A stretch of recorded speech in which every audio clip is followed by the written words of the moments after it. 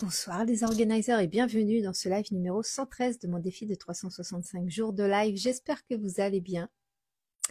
Aujourd'hui, j'avais envie de mettre le focus sur quelque chose d'important. C'est que je parle beaucoup de réguler ses émotions, de réguler son système nerveux, de prendre en compte ses émotions, de pouvoir essayer de les comprendre, de pouvoir les choisir au final ou les accepter, les pardonner et puis les modifier à terme quand on soigne ses blessures, quand on guérit ses blessures. Changer ses émotions en fait pour qu'elles ne soient plus contre nous mais avec nous, pour nous. Et pourquoi est-ce que c'est si important de prendre en considération ses émotions et faire en sorte de réguler son système nerveux pour que les émotions puissent être le plus régulé possible? C'est parce que une émotion engendre toujours une action. Une émotion engendre toujours une action. Ce qui fait que quand tu as ton système nerveux qui n'est pas régulé, quand tu accumules du stress, quand tu accumules de l'anxiété, quand tu continues de cultiver des émotions de manque, quand tu continues de cultiver des pensées négatives qui te procurent des émotions où tu es stressé, tu es tendu, enfin, où les émotions sont pas cool en fait, bah, tu vas pas choisir, tu vas faire des actions alignées à tes émotions, mais tu vas pas faire des actions alignées à ce que tu désires manifester. Parce que tes actions sont en conformité avec tes émotions. Je te donne un exemple. Quelqu'un qui rêve de faire un certain métier. Oh, j'aimerais trop faire ce métier-là. Mais qui a toujours des émotions assez intenses par rapport à sa situation financière parce que elle a peur de manquer ou parce que c'est un peu ric-rac effectivement dans sa réalité 3D. Eh bien, comme l'émotion est située au niveau du manque, au niveau du fait que elle a besoin d'argent, que c'est juste, etc., eh bien, elle va faire des actions pour essayer de trouver une solution la plus rapide possible pour retrouver une certaine sécurité ou pour gagner de l'argent. Et souvent, ce qu'on fait dans ces cas-là, c'est qu'on va choisir des boulots alimentaires. J'en ai tellement d'exemples comme ça, j'en ai plein. J'en ai plein d'exemples comme ça. C'est quelque chose que j'ai jamais fait, moi, mais autour de moi, c'est énorme, énorme, énorme le nombre de personnes qui ont choisi, bonsoir Aurore, qui ont choisi, qui n'ont même pas cherché à trouver un travail dans leur milieu de prédilection ou un travail comme ils rêvaient d'en avoir un, par peur de l'échec ou de ne pas le trouver à temps pour pallier aux difficultés financières ou etc. Ou par peur de manquer d'argent. Ou alors le nombre de personnes qui ne quittent pas un emploi ou qui ne cherchent pas ailleurs, tout du moins par peur de manquer d'argent. C'est toujours cette émotion-là, en fait, cette émotion de manque, qui fait faire certaines actions. Donc, soit l'action de rester là où on est et puis de supporter ce qu'on vit, c'est une action, hein, le fait de faire le choix de rester. C'est aussi une action de choisir un travail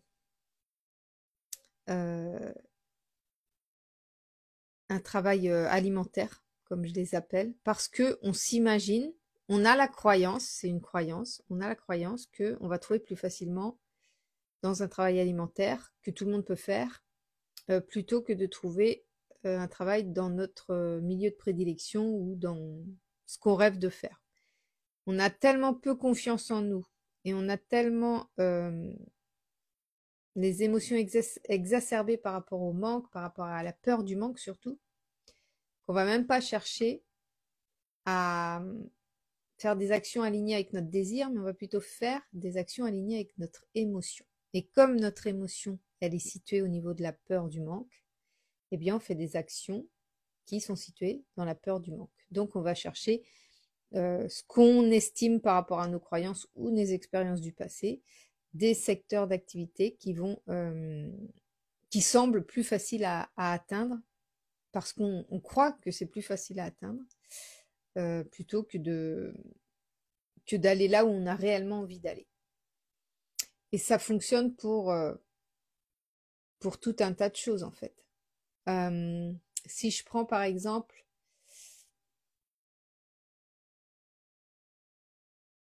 les relations amoureuses, tu cultives l'émotion que avec tes expériences du passé, tous les mecs sont coureurs ou tous les, je sais pas, n'importe quoi. Admettons voilà que tous les mecs sont dragueurs, cavaleurs, etc. Bah, tes actions vont aller vers ce genre de profil parce que c'est finalement vers ce genre de profil que tes émotions sont les plus fortes. Et c'est hyper contradictoire parce qu'en fait, ce qui se passe, c'est qu'en général, on se retrouve toujours, enfin, ces personnes-là se retrouvent toujours face à à tomber toujours sur le même style d'homme parce que elles ne comme dans leur tête, leur croyance, c'est de croire que tous les hommes sont pareils, tous les hommes sont comme ça. Elles vont inconsciemment, de par leurs émotions,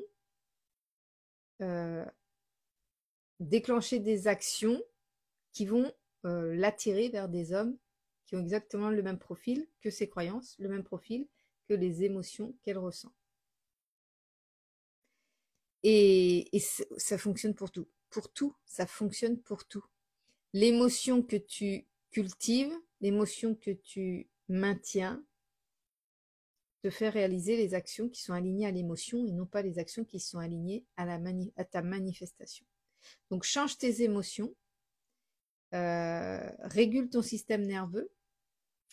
Pour changer tes émotions, il va falloir que tu lâches prise, que tu prennes du recul et que tu régules ton système nerveux. En régulant ton système nerveux, tes émotions vont être moins exacerbées, elles vont être moins intenses, elles vont être moins... tu dois pouvoir comprendre que quand tu as une émotion forte, elle est un peu incontrôlable. Du coup, tu vas agir sur un coup de tête, tu peux t'énerver, puis agir sur un coup de tête, prendre une décision sur un coup de tête. Et en général, c'est jamais bon parce que t'as pas réfléchi, tu as juste réagi sous le coup de l'action. Tu as fait une action sous le coup de l'action, de l'émotion. Tu as fait une action sous le coup de l'émotion. Et après, souvent, tu regrettes parce que tu n'as pas pris le recul nécessaire à ce moment-là.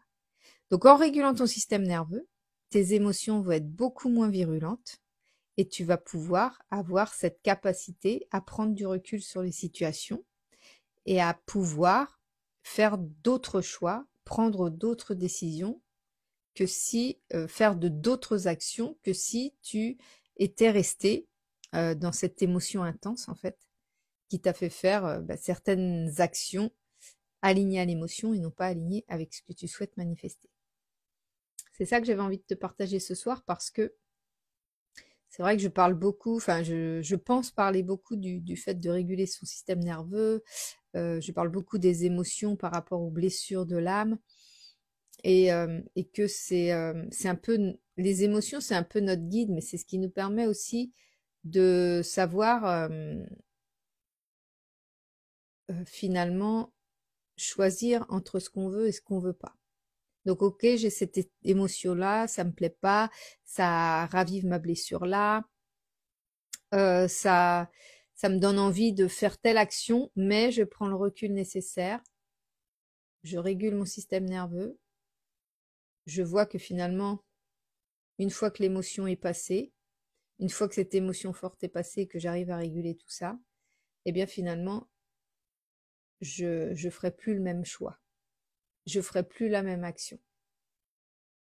Et c'est ça qu'on apprend à faire en fait dans tous les exercices que je peux partager dans mes programmes, dans tout ce qui permet l'introspection, tout ce qui permet la compréhension, la régulation du système nerveux. C'est vraiment pour voir la réalité d'une manière complètement différente, de pouvoir avoir une nouvelle approche de ce qu'il est possible de voir en fait dans sa réalité, parce que la réalité, elle est vraiment erronée de par le filtre de nos blessures et de par nos émotions. Et c'est ça qui fait toute la différence. Mais quand tu commences à réussir à rester à peu près toujours dans dans un équilibre émotionnel, là tu fais de bien meilleurs choix, tu fais de bien meilleures actions qui sont beaucoup plus alignées à ce que tu souhaites profondément manifester. Voilà, j'espère que ça va pouvoir t'inspirer, que ça va pouvoir t'aider sur ce chemin de la manifestation. Et puis moi, je vais te souhaiter une bonne soirée. Puis je te dis à demain pour le prochain live. Des bisous.